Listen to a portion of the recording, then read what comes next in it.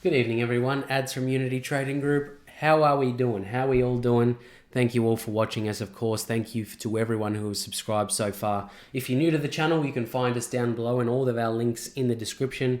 And of course, before we start, hit that like button, hit the subscribe button as well if you can, and of course, tick the little bell if you want to stay updated. So, without further ado, BTC. Where are we at? Where are we going? Last night we were looking at this 38.2 to be held or broken. Of course, we were held. We were pushed down towards that 50 and we are making some ways or making some ground around this level now. Where do I think it's going to go? That remains to be seen. However, what I'm looking for now is I'm looking for that lower high to be formed. Left, top, right. However, it could move either way. It could invalidate this very easily. What it has to do for that, we need to be pushing that 38.2. We need to be pushing the 35K mark, 35,803 to be precise. We need to be pushing that level, creating some market structure, creating some price action around here, making those higher highs on the 4-hour time frame, and of course testing our 23.6 and of course that level of supply, which indeed is very low quality because it is in the middle of a trend, and we've got the highest quality one up here at around 40K, which would be a retest of the previous top, or the current top, should I say, for BTC. On the flip side, if we start to move down towards the 50 and we finally get that close underneath that we have been denied today, we will move towards that level of demand where we see that that support here at around 31,200. That would be the two plays that I'm looking at for BTC. Which one do I think it's going to be?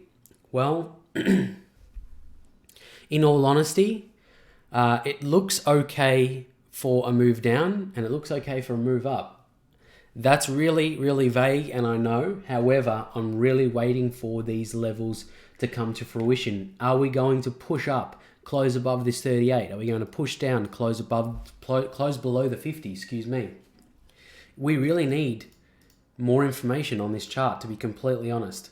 If we're taking in a little bit more info on the daily time frame, of course, we are still overbought. It still needs a more significant pullback, and we do have the CME gap underneath us at around 24K to 26K, which we'll have a quick look at in a moment.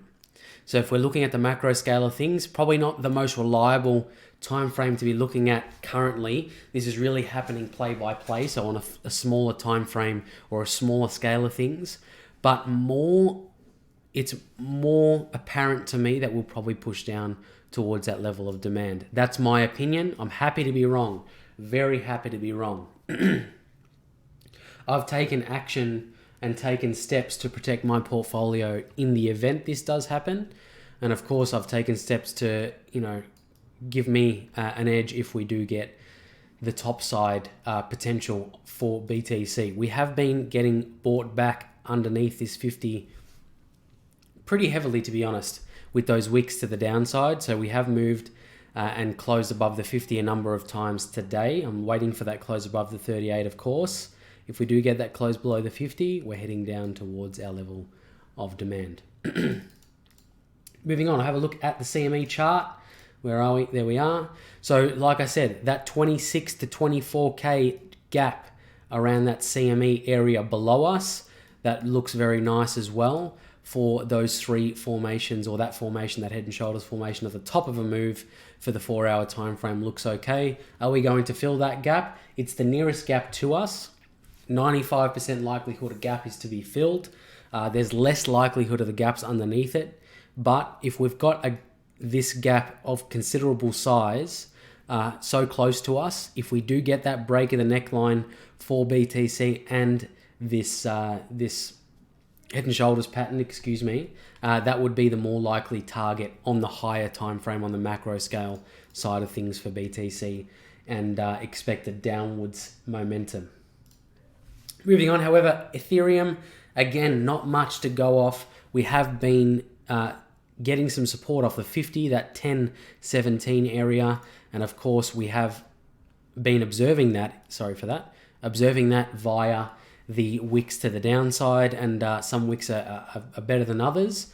But in any case, this is still a lower high. We have not made a higher high yet. I cannot confidently say we will return to the upside. This is true for BTC as well. I can't confidently say we'll return to the upside just yet until we start making higher highs on this time frame. So what I'm looking at is we've had a top, we've had a lower low, we've had a lower high. Are we going to invalidate this move by making a move above this one? This is what we're looking for. We're looking for a movement to the upside to change the immediate market structure to the left. So that's what I'm looking for over the next, say, 24 hours, and in shorter time frame, looking for on the next 12 hours. Until 9 o'clock, 10 o'clock tomorrow morning, we'll probably have our answer for BTC and Ethereum. So that really, they're my honest thoughts for BTC and Ethereum, and of course this is going to hold true for Litecoin and all the rest of them as well. If you look at Litecoin USDT, same boat. If we look at XRP USD, same boat again, although more accumulation-y, type right hand, not so much volume movement for XRP. But that's going to hold true for a lot of these USD pairs. We've made that lower low, we've made a lower high. Are we going to invalidate that market structure? That remains to be seen over the course of this evening and of course into tomorrow.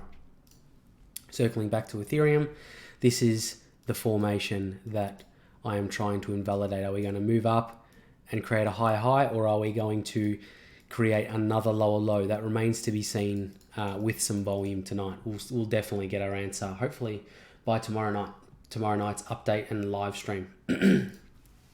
Anyway, moving on.